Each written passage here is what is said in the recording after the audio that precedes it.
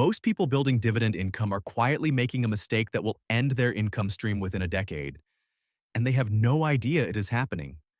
They chase the highest yield they can find, pull income from their portfolio, and slowly watch their principal shrink until the dividends shrink with it. That is not income that never runs out. That is a countdown timer dressed up as a paycheck. Real dividend income that sustains itself forever is built on one ratio that almost nobody talks about: your withdrawal rate versus your dividend growth rate. When your dividends grow faster than you spend them, the income does not just survive, it compounds. In this video, I am going to show you the exact structure that makes that happen, starting from wherever you are right now. Picture this. You have spent 15 years being disciplined. You skipped vacations, maxed contributions, did everything the right way. The day finally comes, you retire. You sit down with your account balance, do the math, and feel something close to relief for the first time in years. 6 years later, the balance is lower than it was the day you retired. Not by a little, by enough that you start doing the math differently, rationing instead of spending, lying awake at 3 in the morning running projections you do not want to see. The market had 2 bad years back-to-back in year 2 and year 3. That sequence alone accelerated the drain faster than any calculator prepared you for. That is not a worst-case scenario. That is the hidden flaw baked into the way most people are taught to think about retirement income. And the scary part is that it has nothing to do with discipline or effort or how smart you are. It is a structural problem. And there is a structural fix. What you're going to understand by the end of this video is the difference between a portfolio you drain and a portfolio you harvest. One of those systems has a countdown timer built into it that you cannot see. The other one, built the right way around dividend growth instead of yield chasing, can actually pay you more next year than it did this year automatically, without you doing anything. Stay with me, because the math on this is going to change the way you see every dollar you own. If you want to understand exactly which funds and companies build this kind of compounding income stream, the ones that raise their payouts year after year, that is what I break down here every few days. Subscribe so you do not miss the next one. Before we go further, I want to plant a question in your mind that I am going to answer before this video ends. Can dividend income actually last forever and grow in real terms? Or is that just something people say to sell you on the strategy? Hold that question. The answer is more specific than most people expect. Meet Sarah. 43 years old, good income, disciplined saver. Sarah has been investing for about 12 years. She has roughly $380,000 in a diversified index portfolio, and she is starting to think seriously about what financial independence actually looks like for her. Not retirement in the traditional sense, just the point where work becomes optional. Sarah's coworker David is 51. He retired 2 years ago on what his financial planner called a solid 4% withdrawal plan. David has around $900,000. On paper, everything looked fine. We are going to come back to both of them, because right now, Sarah is in a position most people do not realize is actually an advantage. And David is in a position most people do not realize is actually fragile. The 4% rule has been the accepted gospel of retirement planning for decades. The idea is simple. Build a nest egg large enough that 4% of it covers your annual expenses. And historically, the portfolio should survive 30 years. And it works, on average. The problem is that you do not retire into an average. You retire into a specific sequence of years. And that sequence is the variable nobody can control. Here is what sequence of returns risk actually means in plain terms. Imagine 2 people both retire with $1 million and both withdraw $40,000 a year. Person A experiences strong market returns in the first 5 years, then a crash. Person B experiences a crash first, then the strong returns. Same average return, same withdrawal amount. Person B runs out of money years before person A, sometimes more than a decade earlier. And here's the part that makes this genuinely alarming. I am going to show you what happens to David in a moment. And the number is not what you would expect. The deeper issue is structural. Every year you withdraw from a portfolio by selling shares, you have fewer shares generating growth and income going forward. You are draining the pool. In a bad year, you are forced to sell shares at depressed prices just to cover expenses. Those shares are gone. They are not there to participate in the recovery. The drain accelerates exactly when you can least afford it. This is not a fringe concern. Research on historical retirement periods shows that the 4% rule fails, meaning the portfolio hits zero before 30 years, in a meaningful percentage of scenarios, particularly those that begin with a difficult first decade. Here's the reframe that changes everything. Dividends are the stream, the shares are the pool. When you build income the right way, you never touch the pool. You live off what the stream produces. And because you never drain the pool stays intact, keeps growing, and the stream gets stronger over time. In a minute, I am going to show you the concrete math that proves this, because the 15-year comparison between a drawn-down portfolio and a dividend income portfolio is one of the most striking illustrations I have ever seen in personal finance. Stay with me. Let us put real numbers on the two approaches.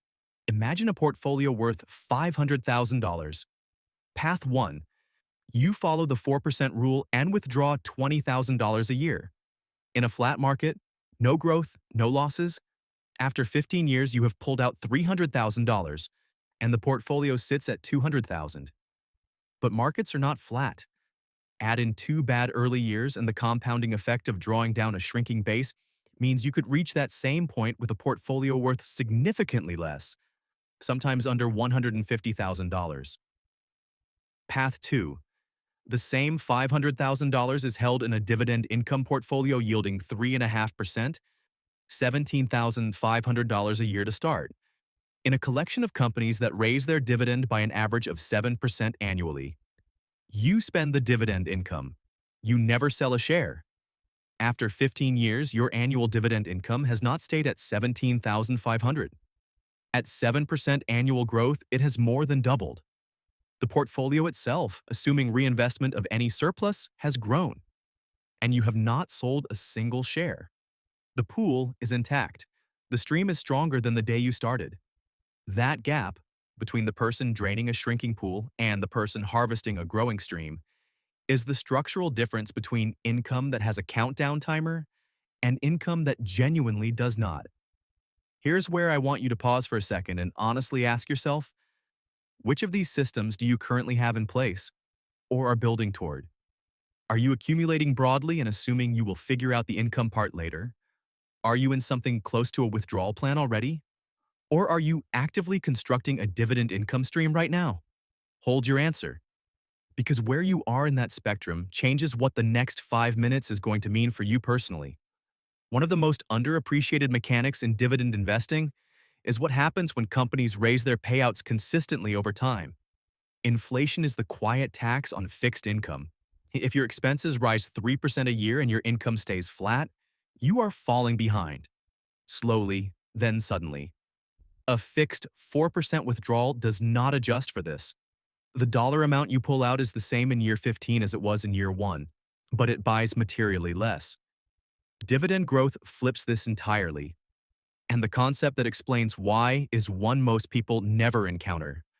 I am going to show it to you in the next section. And once you see it, you will not be able to unsee it.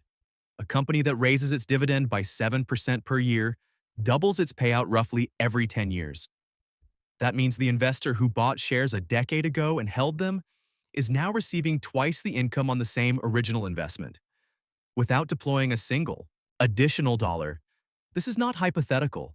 There are dozens of companies in the United States that have raised their dividend every single year for 25 years or more. Some of them have raised it for 50 consecutive years. These are not growth stocks or lottery tickets. They are businesses with enough pricing power, cash generation, and discipline to commit to paying shareholders more every single year, through recessions, through market crashes, through every macro environment you can name. Let me bring David back into this. Remember David, 51 years old, retired 2 years ago on the 4% rule, $900,000. In his first year, the market was roughly flat. In his second year, it dropped 19%. David kept withdrawing, because what else was he going to do? He had to pay his mortgage, which meant he was selling shares at depressed prices to fund his lifestyle. He is now sitting on a portfolio that has shrunk faster than he expected, and for the first time since he retired, he is seriously considering going back to work. Not because he made bad decisions, not because he was reckless, because the system he was handed has a structural vulnerability that nobody made loud enough when they handed it to him. Sarah, meanwhile, who is still building, is watching this and making a different choice. She is not trying to maximize her balance. She is building a stream. Here is the concept I promised, the one most people never encounter. Yield on cost. Yield on cost is not the yield you see on a stock today. It is what a position you bought years ago actually pays you today, relative to what you originally paid.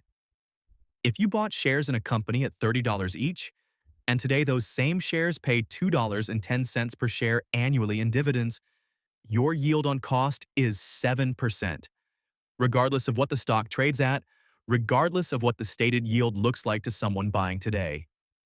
This is why long-term dividend investors describe a feeling that is almost impossible to explain to someone who has not experienced it. The income keeps going up without them doing anything. Positions they bought a decade ago are paying them more than they imagined possible when they bought them. That is not luck. That is the compounding structure of dividend growth, made visible. There is a research finding from the Killingsworth study published in Nature Human Behavior that I want to translate into something real for you. Passive income, income decoupled from your time and effort, registers differently in the human brain than earned income, even when the dollar amount is identical. The psychological experience of receiving money that arrives whether you work that day or not is fundamentally different from the experience of trading hours for it. When your investment approach is built around a shrinking balance, you watch a number. And when that number goes down, which it will because markets move, you feel it. There is a cognitive tax on that anxiety. Research on financial stress suggests it reduces cognitive capacity in measurable ways. The mental load of watching a balance tick downward affects decision-making the same way losing a full night of sleep does, every single day. When your approach is built around dividend income, you stop watching the balance. You start watching the income. And the income, if you have built this right, does not go down when the market goes down. The check arrives. The same amount, sometimes more. That emotional shift is not a soft benefit. It is a structural change in your relationship with money, and it is one of the most underrated reasons to build income this way. Now I want to give you the counterpoint because this channel does not do cheerleading. Dividends are not guaranteed. Companies cut dividends. It happens. It happened to some of the most trusted names in the market during 2008 and again in 2020. If you are chasing the highest yield you can find, you are almost certainly taking on the highest risk of a cut, because the market prices high yield as a warning, not a gift. A company yielding 9 or 10% when the broader market yields 2 to 3% is telling you something. It is saying the market does not believe this payout is sustainable. Sometimes it is wrong. More often than you want to bet your income on, it is right. The structure that makes dividend income last forever is not built on the highest yield. It is built on quality companies with durable cash flows, manageable payout ratios, and a documented history of raising the dividend, combined with diversification broad enough that a single cut does not crater your income. A portfolio of 30 companies where each represents a small slice of your income is structurally different from a portfolio of 5 high yielders, where one cut costs you 20% of your income overnight. This is not complicated, but it requires giving up the excitement of that headline yield number, and most people are not willing to do that. The ones who are, they are the ones building income that lasts. So here's the answer to everything this video set up. The dividend income that never runs out is not built on yield. It is built on the relationship between two rates, your dividend growth rate and your spending growth rate. When dividends grow faster than your expenses, the gap between income and spending widens every single year, automatically. The income does not just last, it accelerates. The specific structure that makes this real: quality companies or funds with consistent dividend growth histories, a starting yield that covers or nearly covers your baseline expenses, a payout ratio low enough that there is room to keep raising the dividend even in difficult years. and a diversification wide enough that no single cut is catastrophic. That is not a magic formula. It is a mechanical system. And when you build it correctly, the income is not dependent on the market going up. It is not dependent on you selling anything. It is not dependent on sequence of returns or any particular economic environment. The dividend checks arrive because the businesses you own generate cash and share it with you. That is the foundation. Sarah is 38 months into intentionally restructuring her portfolio toward this framework. She has not reached full income independence yet. She is not trying to yet. But here is what has already changed. She has a portion of her portfolio generating just over $400 a month in dividend income that arrived every single month last year, including the 2 months when the market dropped sharply. That $400 did not flinch. It was there. More importantly, she stopped watching the balance obsessively. She started watching the income line.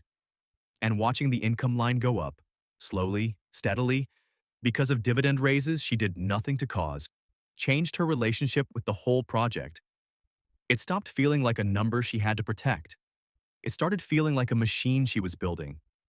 David, unfortunately, is still working through the implications of a system that was not designed to handle what happened to him. He is not ruined, but he is recalibrating. And the recalibration involves building more of what Sarah has been building all along, income that does not require him to sell anything. Here is the answer to the question I planted at the beginning. Yes, you want, but only under a specific condition. The companies you own must raise their dividends at a rate that outpaces inflation, and you must be disciplined enough not to spend beyond what the dividends pay you.